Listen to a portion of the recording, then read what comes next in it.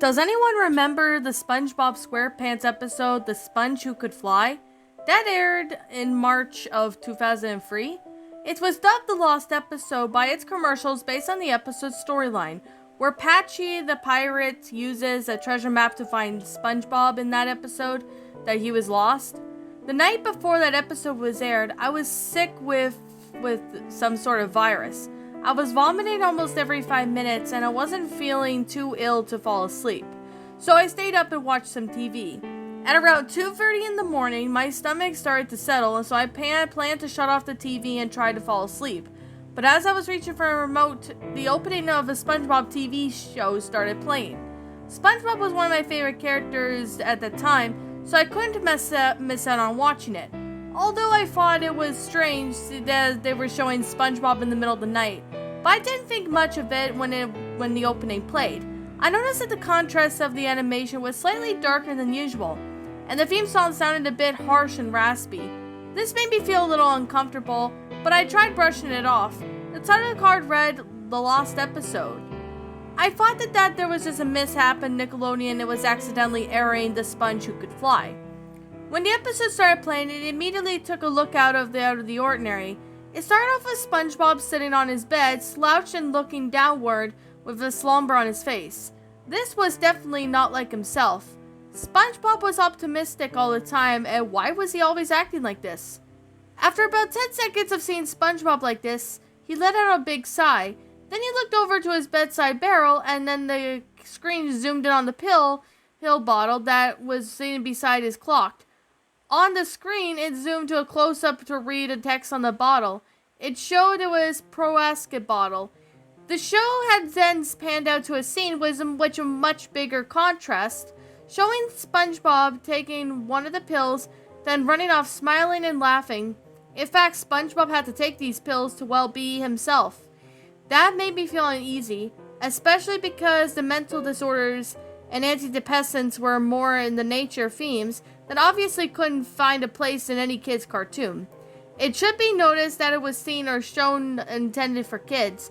The screen then flipped back to the original scene of SpongeBob looking depressed while at the same time changing contrasts back to the darker one. Then the screen froze on SpongeBob for a few seconds, then flickered to a new scene. This scene showed SpongeBob at his desk, at the same one that he was in the episode Procrastination, with his Prozac bottle and a piece of paper and a pencil. The scene then, instead of steadying in one contrast, the colors had kept flickering from light to dark. SpongeBob gripped the pencil in his hand and a tear rolled down his face. The part that bothered me the most was that the tear didn't look like the usual blue, cartoon style-ish, like the characters SpongeBob usually cry out. This tear looked completely realistic, as if there was a drop of water rolling down the TV from his eye. SpongeBob wiped a tear from his face with his sleeve and began to write on the paper, reading out loud what he was writing. "I can't take it anymore," he said. As soon as that sentence got cut out, a faint noise started playing in the background. It sounded like a child crying. The noise continued playing as SpongeBob continued writing. "My life has been horrible and hasn't gone any better. My best friend Patrick is my only best friend because he doesn't know any better. My neighborhood Squidward hates my guts. He probably would be happy if I wasn't around anymore." SpongeBob stopped writing and talking and started weeping loudly. The color flickering and then getting faster, and the cries in the background started getting louder.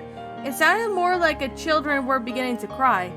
It would have been just my imagination, but I remember hearing one of the children cry very faintly yell, "He's gonna do it!" And the children's cries got louder and the colors kept flickering faster as SpongeBob keeps writing. "The only job I can get was from being a fry cook at the Krusty Krab. My boss, Mr. Krabs, refuses to give me an actual paycheck, and he basically uses me for more customers. I'm in my 20s and I still don't have a driver's license. Sandy's the only girl I've ever had in my life, and she's just a friend. She's never had any interest in me. I'm pretty sure she's my only friend because she feels sorry for me. I'm sorry if I'm hurting anyone for doing this, but I just can't live like this anymore." The screen then froze for a few seconds, and then the show continued with SpongeBob writing his final sentence. The contrast stayed on it instead of flickering from light to dark. Then the children stopped crying and it was absolute silence, except for SpongeBob saying goodbye. The cries then come back and SpongeBob quickly stood up. up and did something really messed up.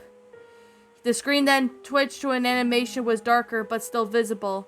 SpongeBob was in a lot of pain, and of course, he was clutching his stomach and vomited realistic pale greenish bile, and it was very clear that his body was trying to cleanse himself from something, but it was no use. SpongeBob collapsed onto the floor and lied there motionless until the screen turns to static. Needless to say, I was scared out of my mind, and sleep was out of the question. Recently, I have been looking for this episode on the internet, but there was not even one episode that seems to have it.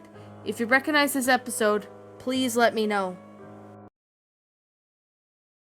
And that, my little pretties, was SpongeBob the Lost Episode, a SpongeBob creepypasta.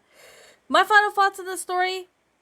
Well, I'm definitely gonna say this right now, that this SpongeBob episode creepypasta, I'm gonna say this, that I've heard many narrations of this story. I know the episode's title was SpongeBob's Not Alive Anymore. Reason why I say not alive anymore is because, well, I can't really say the S word because YouTube is now very sensitive over it. But you guys could probably already tell by the title. Now, I do have some thoughts on, on this story. And to be completely and utterly honest, I'm not that crazy when it comes to this story. Like, I'm not that big of a fan of this story. And there's actually a reason on why I'm not really, a major fan of this story. Now, there is like a couple of reasons. Now, I have seen some other narrations of this. Like, I've seen a few narrations of it. Like, I believe Shadow narrated this at one point. I honestly don't remember when that was the case, but I do remember Shadow, narrated this back, I think it was either 2000 and, I think it might have been maybe 2017 or 2018 perhaps. I don't really know, but I kind of remember Shadow narrated this one at one point. I really don't remember, but yeah, that's from what I do know. And I do know Spidey Pasta narrated this story, and I know Space Voyagers narrated this one, and yeah, there's a couple other ones that I do remember, well, seeing. And I'm gonna actually say my thoughts. Now, the grammar was well written. I'm gonna definitely be honest, the grammar was really well written. Although there were a couple of run-on sentences in the story, so there were parts of the story that was a little hard to read. Like, there were parts of it that should have been periods, places that should have been commas, or they weren't there, or they were just all over the place. So, yeah, the story was a little bit difficult to read. The sentence structure was alright, although there were run-on sentences. Same thing with, the grammar. The grammar was pretty well done. I have to say, this episode of how it played out was, I understand that this is like an older episode, and the way I found this one was on Spin Pasta, which I'm gonna be completely honest, Spin Pasta is slightly better than Geoshia Wiki, although Geoshia Wiki, to be honest, is, garbage, although there are some, stories that are decent there. This one, I kind of like it, but at the same time, I really don't. And to be honest, this one was actually depressing, but I also did not really care for, well, the story, to be honest. Like, there were a few cliches I do know, like, one of them being the realistic tears part. Yeah, that's one of the cliches that was mentioned in this pasta. And another thing I would have to say is that this also involves, a person getting depressed and taking their own life afterwards. I can't really say the actual word what they do because, well, yeah, let's just say YouTube is not really friendly with, those kind of words nowadays. I'm just gonna stay at that. I'm not that crazy on these kind of pastas, and there's a good reason as to why. Like, to be honest, that this is, like, the type of plot, of a character, being all depressed and all that, that's actually been used in a lot of pastas, and it's overused plot. I'm gonna be completely honest, it's overused plot at times, so yeah, this is kind of one of the reasons why I'm not that crazy on these kind of stories and never really was a fan of them. And, to be honest, another thing I did notice is that the paragraph structure needs to be, fixed out, because there were, like, parts large paragraphs part way through the story that needs to be spaced out. And, to be honest, it's not a bad story, but it does need a little bit of improvement, to be honest. It just needs a lot more improvement, especially mainly with the paragraph structuring, but the grammar itself was okay. Was like, not terrible, but I did spot a few grammatical errors. And the same thing with when it goes to, well, SpongeBob, having to be on, medication because, he's depressed and, he's happy all the time. And, that, to be completely honest, this story was not my cup of tea. It's not terrible, but it's not my cup of tea. And I'm going to be honest that, it's not too cliched, but seeing, characters, dying when it comes to, being depressed and all that, I'm not a fan of that, kind of plot line, unless a certain story manages to do it very well. And in this case, this one kind of somewhat did, but it's overused. Like, the whole depressed character plot, it's overused. I'm just saying that right now, which I'm sure most of you guys can agree with me on that. And to be honest, I really don't know who the original author is, as I can't seem to find it, so I'm just going to leave it as anonymous for now. If I find out who the original author is, I'll be sure to give him or her proper credit.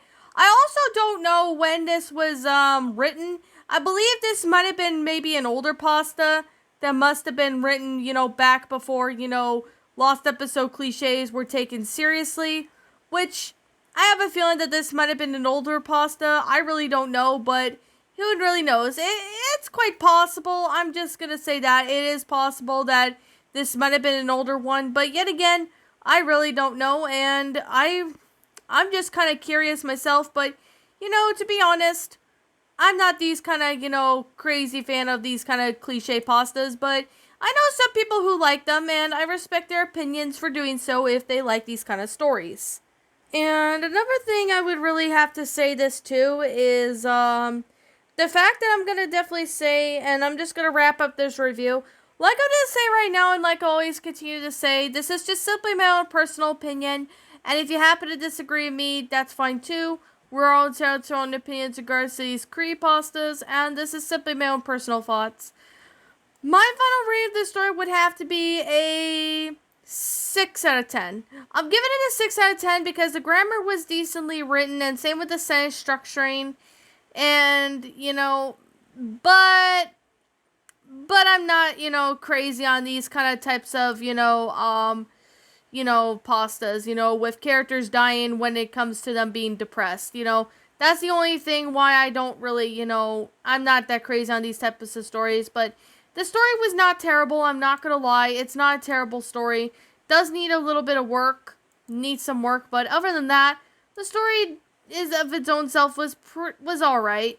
I'm not that crazy on it, but, I guess with that being the case, that being said, what did you guys think about this creepypasta? Did you all enjoy it? Did you all not? Also, what would you have done personally to help make this story a lot better? Feel free to leave me know what your thoughts are down in the comments section down below. I'm the Queen of Lions. Thank you so much for watching today's episode. And if you happen to be brand new here on this channel, be sure to like, comment, and subscribe because I make brand new videos every single day. Don't forget to ring the notification bell to when I upload so then you guys will not miss an upload. And as always, please roll the outro because I'm out.